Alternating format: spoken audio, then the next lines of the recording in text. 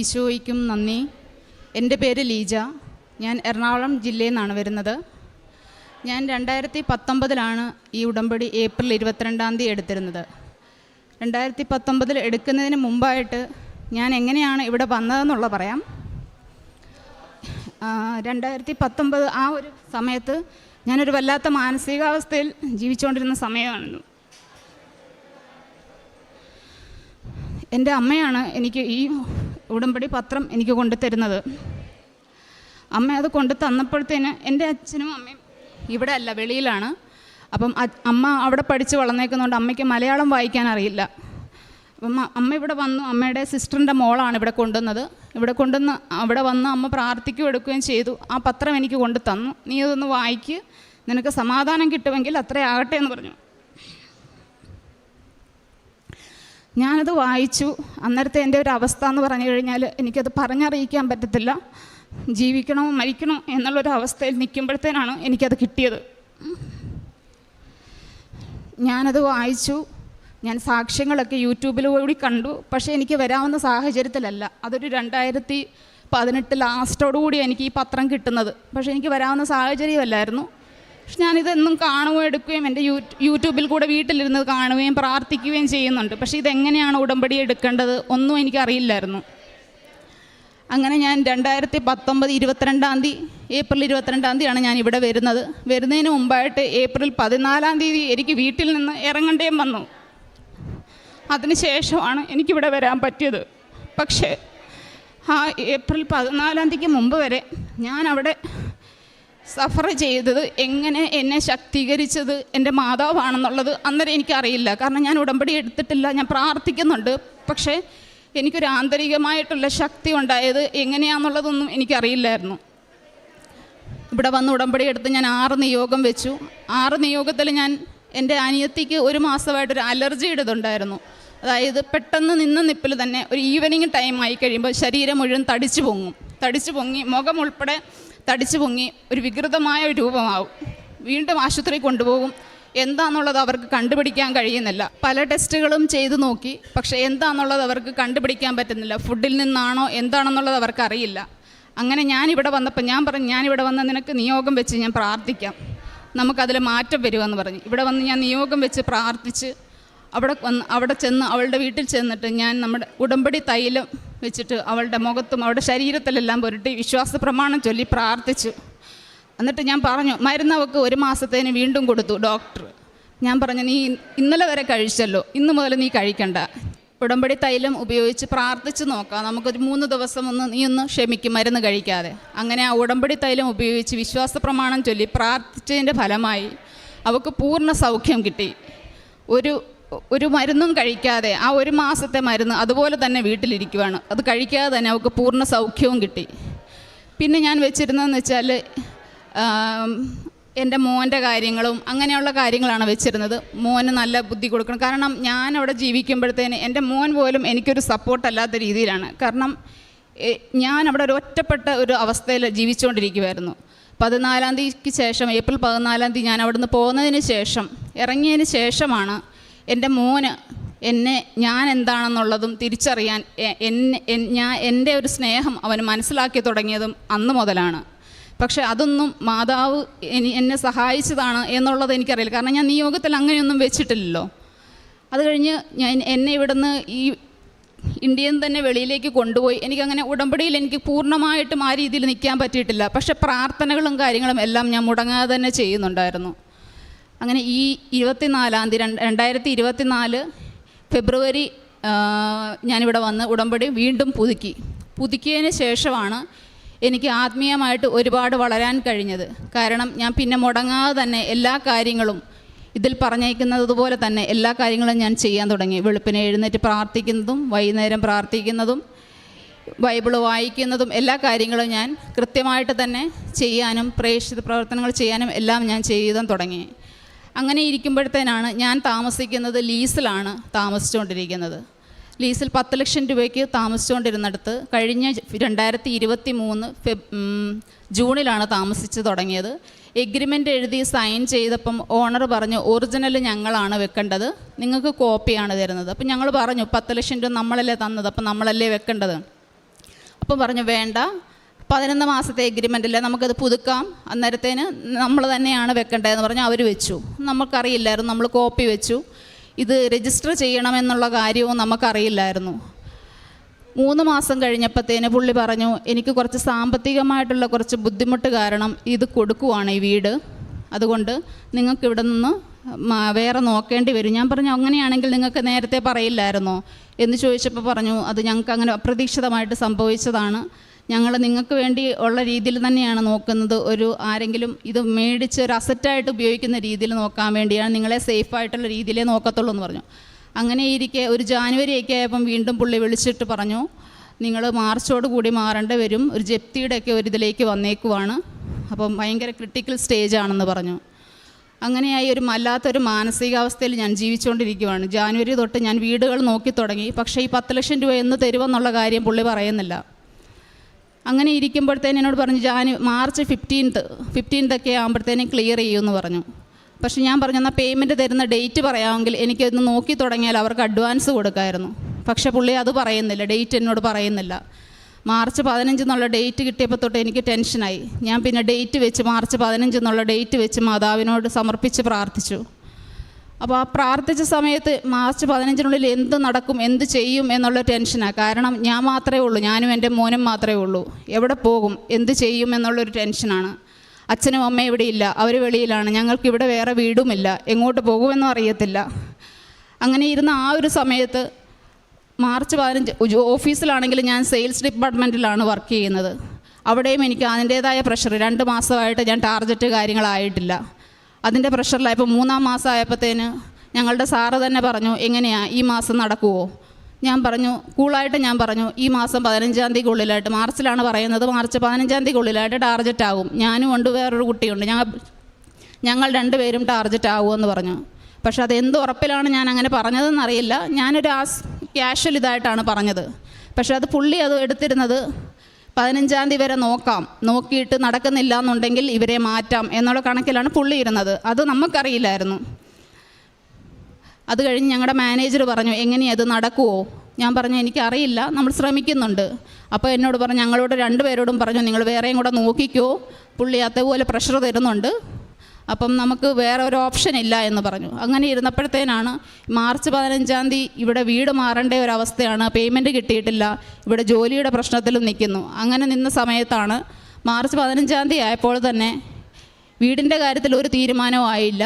പക്ഷേ ഈ 15-ാം തീയതി എന്നുള്ളൊരു ഡേറ്റ് ആയപ്പോഴത്തേനും 10-ാം തീയതി ആയപ്പോൾ വീണ്ടും വന്ന് സാറ് ചോദിച്ചു, എന്തെങ്കിലും നടക്കുമോ? ഞാൻ പറഞ്ഞു, സമയമായിട്ടില്ല, 15-ാം തീയതി ഇനിയും ഉണ്ടെന്ന് പറഞ്ഞു. 15-ാം തീയതി തന്നെ നോക്കി നിൽക്കുവാണോ ചോദിച്ചു. ഞാൻ പറഞ്ഞു, സാറേ വരും. കറക്റ്റ് 15-ാം തീയതി ഉച്ചയായപ്പോഴത്തേന് തന്നെ എനിക്ക് 4 അഡ്മിഷൻ വന്ന് എൻ്റെ ടാർഗറ്റിന് എബോവ് ആയി. അഡീഷണൽ വന്നത് മറ്റേ കുട്ടിക്കും ഇട്ടുകൊടുത്തു, ആ കുട്ടിയും ടാർഗറ്റായി. 15-ാം തീയതിക്കുള്ളിൽ ഇത്രയും വലിയ ക്രിട്ടിക്കൽ സിറ്റുവേഷനാണെന്നുള്ളത് എന്നേക്കാളും കൂടുതലും എൻ്റെ അമ്മയ്ക്കും ഈശോയ്ക്കുമായിരുന്നു അറിയാമായിരുന്നത്. അപ്പം ഏറ്റവും ആവശ്യം, വീടിനേക്കാളും ആവശ്യം ജോലിയുടെ നിലനിൽപ്പായതുകൊണ്ട് മാതാവും ഈശോയും എന്നെ ആദ്യം ഞാൻ പറഞ്ഞ വാക്ക് എന്നെ ഏറ്റെടുത്ത് നടത്തി എനിക്ക് സഹായിച്ചതിന് ഒരുപാട് മാതാവിനും ഈശോയ്ക്കും ഞാൻ നന്ദി പറയുന്നു. 15-ാം തീയതി കഴിഞ്ഞ് 30-ാം തീയതി ആയിട്ടും 10 ലക്ഷം രൂപ തരുന്നതിനെക്കുറിച്ച് പുള്ളി ഇതുവരെ ഒന്നും പറഞ്ഞിട്ടില്ല. ടെൻഷനായി തുടങ്ങി, എന്തായി, പുള്ളി കൊടുത്തോ ഇല്ലയോ? അപ്പോൾ ഞാൻ ചോദിച്ചു, നിങ്ങൾ ഇപ്പോൾ സ്ഥലം കൊടുത്തോ? പറഞ്ഞു, ഞങ്ങളത് രജിസ്ട്രേഷൻ ആയതേ ഉള്ളൂ. ഞാൻ പറഞ്ഞു, രജിസ്ട്രേഷൻ ആയിട്ട് എന്തുകൊണ്ടാണ് എൻ്റെ പേയ്മെൻറ്റ് തരാത്തത്? അത് തരാം, കുറച്ചും കൂടെ കിട്ടാനുണ്ട്. അങ്ങനെ നമ്മളെ ഇങ്ങനെ ഒരു കാര്യങ്ങളും ഒന്നും വിട്ടു പറയാതെ ഇങ്ങനെ ചെയ്തുകൊണ്ടിരുന്നു. ഏപ്രിൽ ഫസ്റ്റ് വീക്ക് ആയപ്പോഴത്തേനും ഈ പെരുന്നാളിൻ്റെ അന്ന് ഞാനിവിടെ വന്നിട്ടുണ്ടായിരുന്നു. അന്ന് ഞങ്ങൾക്ക് അവധിയായിരുന്നു. അപ്പോൾ ആ പുള്ളി എന്നെ രാവിലെ വിളിച്ചിട്ട് പറഞ്ഞു, പെരുന്നാളിൻ്റെ അന്ന് ഞാൻ അങ്ങോട്ട് വീട്ടിൽ വരാം, നേരിട്ട് വന്ന് സംസാരിക്കാമെന്ന് പറഞ്ഞു. ഞാൻ പറഞ്ഞു, ഞങ്ങൾക്ക് വർക്കിംഗ് ആണ്, അതുകൊണ്ട് വൈകിട്ട് വന്നാൽ മതി എന്ന് പറഞ്ഞു. പക്ഷേ എനിക്ക് ഇവിടെ വരണമായിരുന്നു, അതുകൊണ്ടാണ് ഞാൻ അങ്ങനെ പറഞ്ഞിരുന്നത്. ഞാൻ അതുപോലെ ഇവിടെ വന്ന്, കാരണം ഒന്നും സംഭവിക്കില്ല, ഞാൻ ഉടമ്പടിയിലാണല്ലോ, എൻ്റെ മാതാവും ഈശോയും എന്നെ കാക്കുമെന്നുള്ളത് പ്രതീക്ഷയാണെന്ന് എൻ്റെ. പക്ഷേ പുള്ളി വൈകിട്ട് വന്നു, എൻ്റെ ബ്രദറും എല്ലാവരും വന്നു. സംസാരിച്ചപ്പോഴത്തേന് പുള്ളി ഓൾറെഡി അവരാൾക്ക് കൊടുത്തു, അവർക്ക് രജിസ്ട്രേഷൻ എല്ലാം കഴിഞ്ഞു. അപ്പോൾ അവർക്കും ഏപ്രിൽ ആദ്യം തന്നെ ഫസ്റ്റ് വീക്കിൽ ഇവിടെ താമസിക്കേണ്ടതാണ്. പക്ഷെ നമ്മൾ മാറുകയും വേണം. 10 ലക്ഷം രൂപ തരാനുള്ള മാർഗം പുള്ളിക്കില്ല. നമ്മൾ രജിസ്ട്രേഷൻ ചെയ്യാത്തത് കൊണ്ട് ഡോക്യുമെൻറ്റേഷൻ അത് വാലിഡും അല്ല. എന്ത് ചെയ്യണമെന്നറിയത്തില്ല, എങ്ങോട്ട് പോകുമെന്നറിയത്തില്ല, ആരുടെ അടുത്ത് പോകുമെന്നും അറിയത്തില്ല. ആ ഒരു അവസ്ഥയിൽ നിൽക്കുവാണ്. അങ്ങനെ നിന്നപ്പോഴത്തേന് ഞാൻ പിറ്റേ ദിവസം ഈ പുള്ളി ഇങ്ങനെ പറഞ്ഞിട്ട് പോയി. പിറ്റേ ദിവസം അതിൻ്റെ ശരിക്കുമുള്ള ഓണർ അവിടെ വന്നു കാര്യങ്ങൾ അറിയാൻ വേണ്ടി. കാര്യങ്ങൾ അറിഞ്ഞപ്പോഴാണ് പുള്ളി പറഞ്ഞിരുന്നത് ബാങ്ക് ത്രൂ ആണ് ഈ രജിസ്ട്രേഷനും കാര്യങ്ങളും ഈ കച്ചവടം എല്ലാം നടന്നെന്നാണ് പറഞ്ഞത്. പക്ഷേ അതൊന്നും അല്ലായിരുന്നു. ഇവർ തമ്മിൽ ഡയറക്റ്റ് തന്നെയായിരുന്നു. അതിൻ്റെ അകത്തൊരു ബ്രോക്കറോ അങ്ങനെയൊന്നും ഇല്ലാതെ പുള്ളിയുടെ അക്കൗണ്ടിലേക്ക് തന്നെയാണ് ട്രാൻസ്ഫർ ചെയ്ത് കൊടുത്തത്.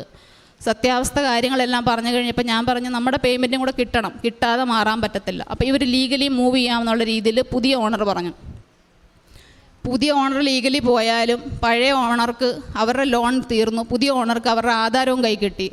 ഒന്നുമില്ലാതെ നിൽക്കുന്നത് നമ്മളാണ്. 10 ലക്ഷം രൂപയും പോയി, വീടുമില്ല.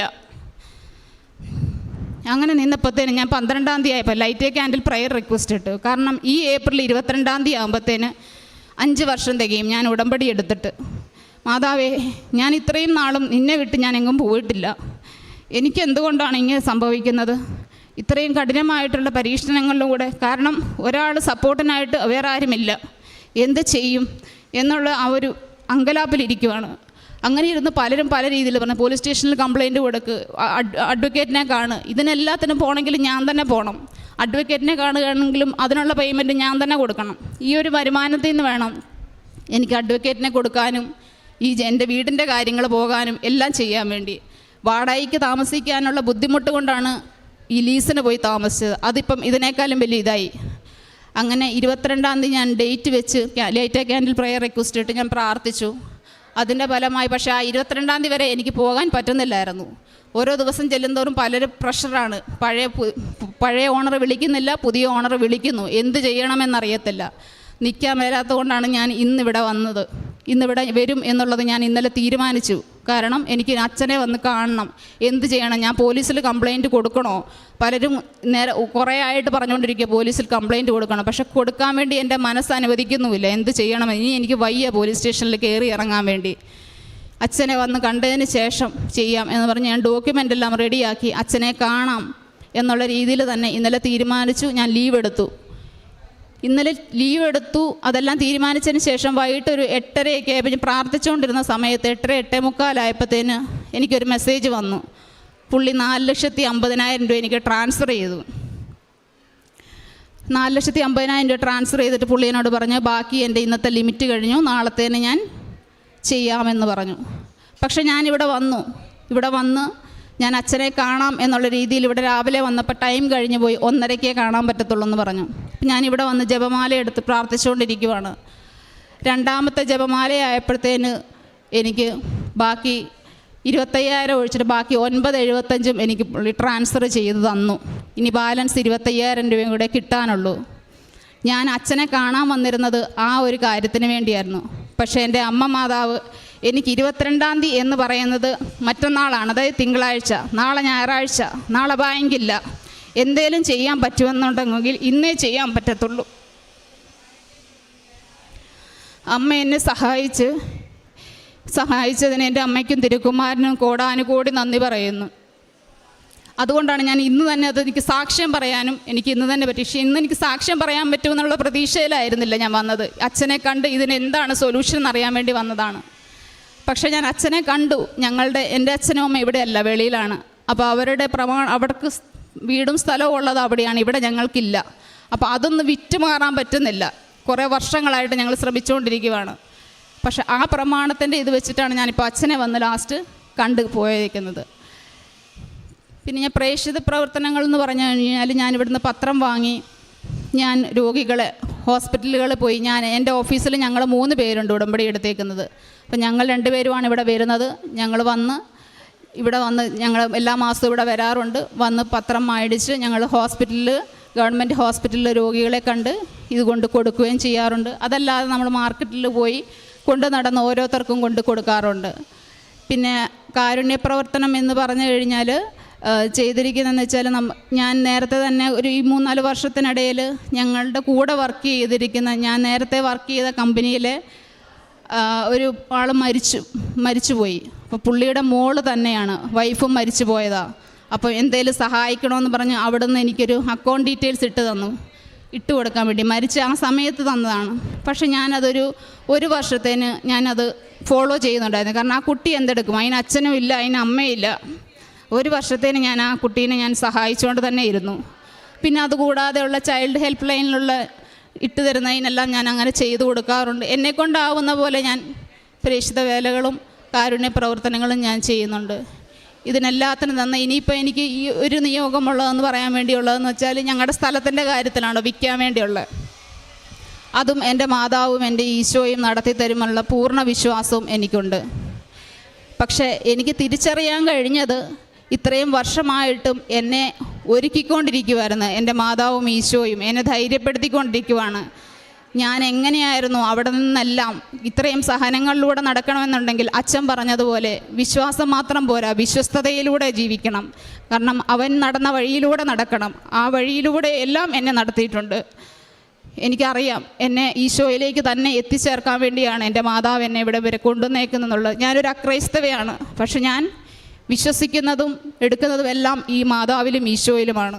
പരിശുദ്ധ അമ്മയുടെ മധ്യസ്ഥതയിൽ ഏറെ പ്രത്യേകിച്ച് വ്യക്തിപരമായിട്ട് ലഭിച്ച വലിയൊരു സൗഖ്യത്തിൻ്റെ വലിയൊരു ജീവിതത്തിലൊരു അനുഭവത്തിൻ്റെ സാക്ഷ്യമാണിതിൽ. അതിൽ വ്യക്തമായിട്ട് പറയുന്നുണ്ട്. അതായത് ഇത്രയേറെ ഒരു 3-4 വർഷങ്ങളിലേറെയായിട്ട് ഉടമ്പടി എന്ന പ്രാർത്ഥനയിൽ വിശ്വസ്തയോടെ നിലനിൽക്കുന്ന ഒരു ആസ്തി വെച്ചാണ് മാതാവിനോട് പ്രാർത്ഥിക്കുന്നതും. അപ്പോൾ ഈ ഉടമ്പടിയിൽ എടുക്കുന്ന ഒരു വ്യക്തിക്ക് ഈ ദൈവത്തിരുമുൻപിൽ വന്ന് നിൽക്കുമ്പം ഒരു ബുദ്ധിമുട്ടും പ്രശ്നവും ഉണ്ടാകുമ്പോൾ സ്വാഭാവികമായിട്ട് എല്ലാവരും ദൈവത്തെ വിളിക്കും, അല്ലെങ്കിൽ വിളിക്കേണ്ട സാഹചര്യം ഉണ്ടാവും. പക്ഷെ ഉടമ്പടിയിലേക്ക് ഒരു വ്യക്തി കടന്നു വരുമ്പോൾ ആ സാഹചര്യത്തിൽ കൂടുതൽ ദൈവത്തിലേക്ക് അടുക്കുവാനായിട്ടുള്ള ഒരു സ്റ്റെപ്പും കൂടെ അവരെടുക്കുന്നുണ്ട്. അതാണ് ഉടമ്പടിയിൽ സംഭവിക്കുന്നത്. ഒരു പക്ഷേ അത് 90 ദിവസമോ പുതുക്കി നിൽക്കുന്നവർക്ക് 7, 8, 13, 15 പ്രാവശ്യമൊക്കെ വർഷങ്ങളായിട്ട് ഉടമ്പടി ഉണ്ടായ സമയം തൊട്ട് പുതുക്കി നിൽക്കുന്നവർ നമ്മളോടൊപ്പം സിൽവർ ഗ്രേ കളറിലെ പേപ്പറിൽ ഉടമ്പടി എടുത്ത് ജീവിക്കുന്നവരുണ്ട്.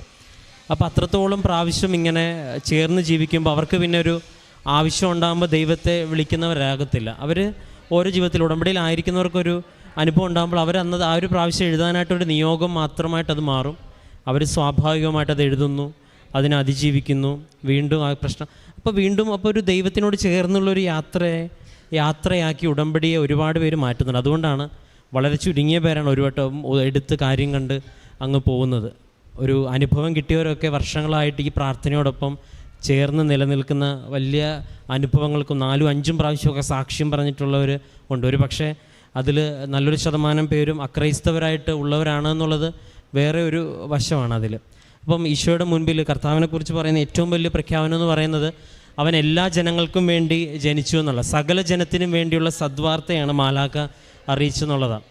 എല്ലാവരും, let all men B saved, എല്ലാവരും രക്ഷിക്കപ്പെടുവാനായിട്ടാണ് യേശുക്രിസ്തുവിൻ്റെ നാമം നൽകപ്പെട്ടെന്നുള്ളത്. ഇത് ഒരു സഭയുടേതോ ഒരു മതത്തിൻ്റെതോ അകത്ത് ഉള്ളിൽ അടച്ചിടേണ്ട ഒരു നാമമല്ല, ഒരു സത്യമല്ല എന്നുള്ളത് ഉടമ്പടിയിലൂടെ ഇപ്പം ലോകം മുഴുവൻ അറിഞ്ഞുകൊണ്ടിരിക്കുന്ന വലിയൊരു സത്യമാണ്.